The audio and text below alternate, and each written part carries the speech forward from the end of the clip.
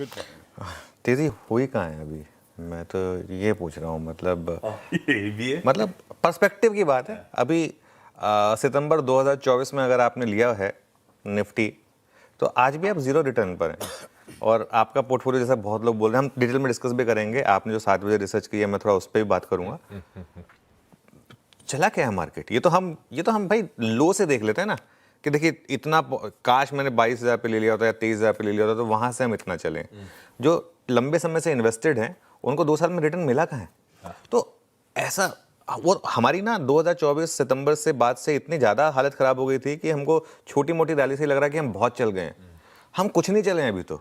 आप इसी कंपैरिजन में यूएस मार्केट देख लीजिए, चाइना देख लीजिए, कोरिया देख लीजिए, कोई मार्केट उठा के देख लीजिए दुनिया की, तो कहता हूँ पाकिस्तान की मार्केट उठा के देख लीजिए, सारी मार्केट्स ने हमको आउट परफॉर्म करा है। हम चले कहाँ हैं? हम लाइफ टाइम हाई पर आ गए। अच्छा इमेजिन करिए अगर ये 26,277 का लाइफ टाइम हाई नहीं होता, एक सिंपल लेवल होता, तो क्या हम आज ये बात कर रहे होते कि मार्केट बहुत चला है, मार्केट बहुत चला है? ये तो हम क्योंकि ऑल टाइम हाई पर आ गए इसके लिए हम ये बात कर रहे हैं, है ना। मार्केट तैयार है अब ऑल टाइम हाई के ऊपर टिकने के लिए। सबसे इंपॉर्टेंट चीज ये है, अगर मार्केट को नहीं टिकना होता ऑल टाइम हाई पर, कल ऑल टाइम हाई हिट करके निफ्टी 200 पॉइंट फिसल चुका होता। लेकिन कल क्लोजिंग बेसिस पर हमने सिर्फ 1 पॉइंट से, एक्चुअली वो भी एडजस्टमेंट की वजह से 1 पॉइंट से all time closing high miss कर दिया। जो 26,216 का ऑल टाइम क्लोजिंग हाई था, 26,215.5 पर हम बंद हुए हैं।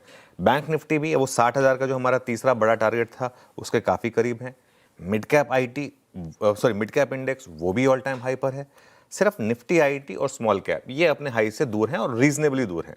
ठीक है, कल हाई ऑल टाइम हाई पर थोड़ी मुनाफा वसूली आई और थोड़ी मुनाफा वसूली में कोई बुराई नहीं है, कोलैप्स नहीं हुआ। लेकिन बाजार में मेरा ये मानना है, और मैं गलत हो सकता हूँ, मेरा ये मानना है कि डबल टॉप का कोई रिस्क नहीं है।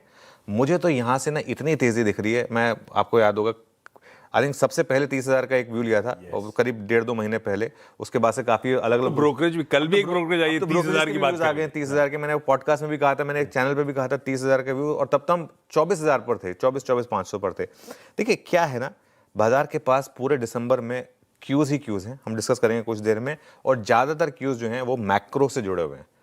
मैं आपको अभी बता देता हूँ, हिंट दे देता हूँ छोटे से, उसमें उसके बाद डिटेल में डिस्कस करेंगे। आज आएंगे Q2 के जीडीपी के आंकड़े, अगले हफ्ते आएगी आरबीआई की मॉनेटरी पॉलिसी, और उसके अगले हफ्ते आएगी यूएस की फेड की रेट पर डिसीजन।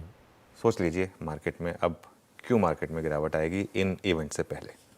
और एक्चुअली 14 महीने बाद हम वहीं पहुंचे हैं जहां 14 महीने पहले खड़े थे। चले कहाँ हैं भाई साहब, और अभी बहुत बड़े इवेंट सामने